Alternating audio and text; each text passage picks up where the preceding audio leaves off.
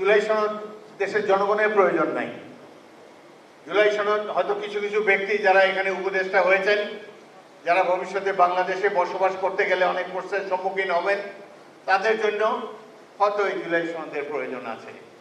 বাংলাদেশের প্রয়োজন একটি নির্বাচন যেখানে সুষ্ঠু হবে এবং যেখানে একটা জনগণ একটি প্রতিনিধিদের নির্বাচিত করতে পারবে।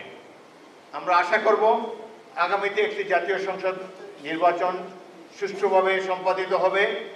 এই নির্বাচনে যারা বিজয়ী হবেন, জনগণের প্রতিনিধি হবেন, তারাই জুলাই সনদকে সমর্থন করবেন।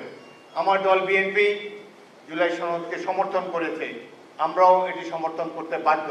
কিন্তু এটার মধ্যে এমন এমন জিনিস ঢুকাবেন না যেটি নিয়ে আগে আলোচনা হয় নাই, ঐক্যমত কমিশনের মিটিংয়ে আলোচনা হয় নাই, সেসব জিনিসও চূড়ান্ত খসড়ার মধ্যে আমাদের সাথে দেওয়া হয়েছে, যেটি মহাসচিব একটু পরে আপনাদেরকে বলবেন। এই ধরনের সনদের আমাদের প্রয়োজন নাই। আমাদের প্রয়োজন একটা পার্লামেন্ট, যে পার্লামেন্ট আগামী দিনের ভাগ্য নির্ধারণ করবে, যেই পার্লামেন্ট এই সনদকেও বাস্তবায়িত করবে এবং আগামী দিনে গণতন্ত্রকে পরিপূর্ণভাবে বিকশিত করতে সক্ষম হবে। তাহলে এই ধরনের এই যে বিদেশ থেকে আমদানি করা কয়েকজন তথাকথিত পণ্ডিত ব্যক্তির পণ্ডিতির মাধ্যমে যে সমাবেশ, যেই সনদ বারবার আমরা দেখতে পাচ্ছি, সনদের কোনো প্রয়োজন নাই। প্রয়োজন একটি প্রতিনিধিত্বশীল জাতীয় সংসদ, সত্যিকারের জন্য প্রতিনিধি, যারা আগামী দিনে বাংলাদেশের ভাগ্য গড়ে তুলবে, তারা নির্ধারণ করবে আগামী দিনে বাংলাদেশের গতিপথ কি হবে। এমনকি নির্বাচন যে কয়টি রাজনৈতিক দলের সাথে মিটিংয়ে ডাকা হয়েছে, এই রাজনৈতিক দলেরও পুরো অধিকার নাই এই দেশের ভবিষ্যৎ নির্ধারণ করার জন্য। তারা সাজেশন দিতে পারেন, সুপারিশ করতে পারেন, কিন্তু এটাকে চূড়ান্ত রূপ দেবেন নির্বাচিত ব্যক্তিরা আগামী জাতীয় সংসদে। এটা আমাদেরকে উপলব্ধি করতে হবে। আপনারা এই আগামী দিনে জাতীয় সংসদকে সমর্থন করতে রাজি আছেন সবাই? আমরা একটা ভালো নির্বাচন দেখতে চাই, যেই নির্বাচনে জনগণের প্রতিনিধিরা বিজয়ী হবে। এই যে পিয়ার নিয়ে কথা হচ্ছে, দেশের জনগণকে জিজ্ঞেস করুন, কেউ পিয়ার চেনেও না, পিয়ার কেউ চায়ও না। আমরা 100 বছর ধরে একজন ব্যক্তিকে নির্বাচিত করে আসছি।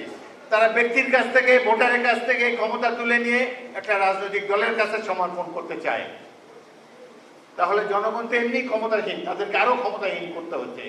সুতরাং আমরা চাই বর্তমান যে ব্যবস্থায় নির্বাচন হচ্ছে, সেই ব্যবস্থার মাধ্যমে যাতে নির্বাচন হয়।